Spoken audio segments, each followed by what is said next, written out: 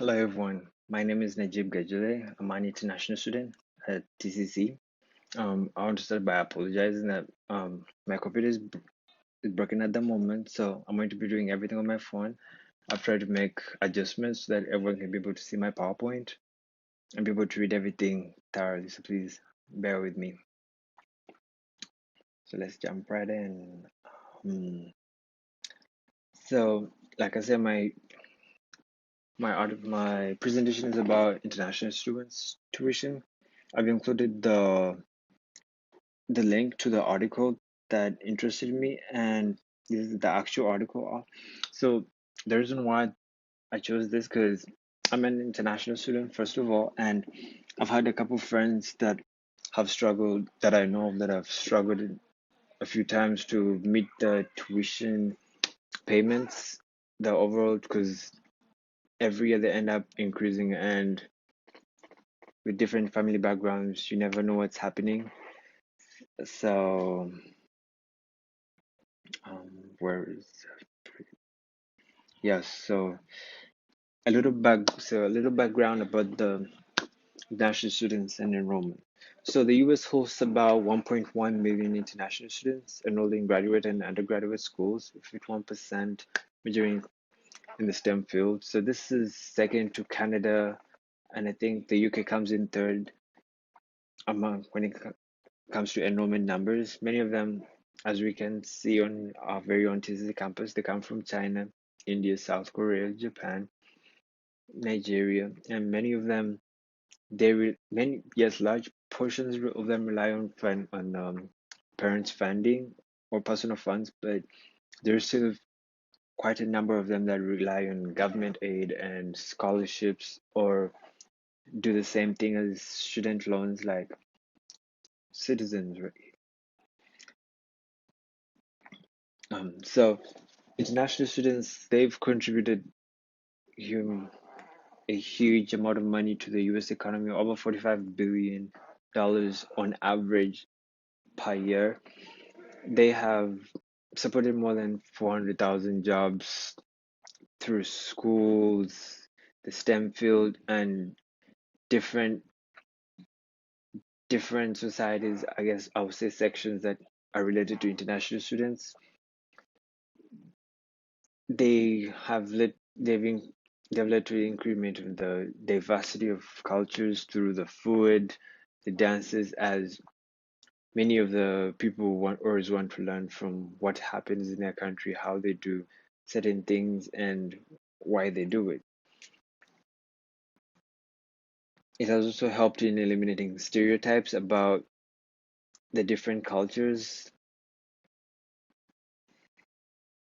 So this is the graph that was on the article that shows an increment of 4.2% increase in the tuition per year for international students, all in the aim of universities trying to meet the costs.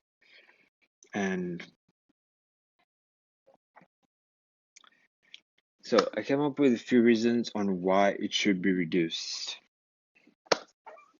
First thing, international students are required to pay 3 times more the amount of money as a resident of the United States. That means if someone is paying $300 for a credit, international students have to pay around $900. They are not allowed to request for financial aid assistance in schools unless they graduated high school from here, but which is technically impossible because they are only allowed to transfer to the US only if they're applying for colleges and not high schools. Even though they are allowed to work on campus, the the restrictions that are offered to the international student, like work only 20 hours per week, are not enough to meet many of the costs. And in some states the minimum wage is really low, so it's hard to try and bridge the gap between the increase in the fees and the job paying very little. It has it has led to many of the international students resorting to acquiring illegal jobs like dishwashing or doing things on the side. Jobs that put their status and lives at risk just in the aim of helping lessen the parents' burden of meeting the tuition costs, and also struggle to still maintain a high GPA so that they're not told to leave the country. Some of the solutions I was able to research about were colleges advocating for open education resources like textbooks. So if students get to save like $1,000 of textbook money and resort it to something else, that would help greatly reduce on the financial pressure. Colleges should push for private scholarship sponsors to reduce the criteria, like so that it can help international students to qualify and apply, because many of them require the applicants to be US residents or permanent residents, and many of international students are left out just because of those very small criteria. If the the education system in the US can adapt foreign systems like from like Canada, allowing students in the UK allowing students to work off campus for without any restrictions, provided that they meet the GPA requirements and are able to stay in good record with their education record. This would help them earn a lot of way more money than the 20 hours per week that they get to do on a part-time job while on campus. College, they should also adapt the banded and flat rate tuition options, whereby students pay tuition on based on credit and not based on the status they hold while they reside in the country. So that means if students who decide to take, let's say, like 13 credits, they are able to, they all, regardless of where they come from, they all pay the same amount of money and do not need, doesn't have anyone paying higher than the other one, so that which supports equality.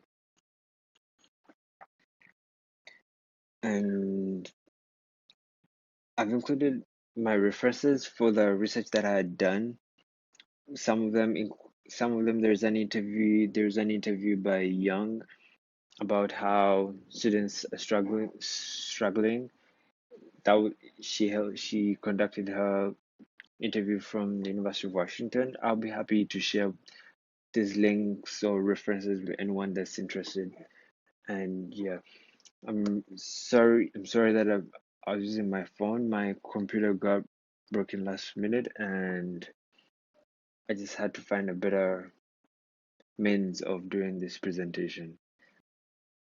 If anyone has any questions, please feel free to hit me up. I'll be happy to answer any of them. Thank you for watching.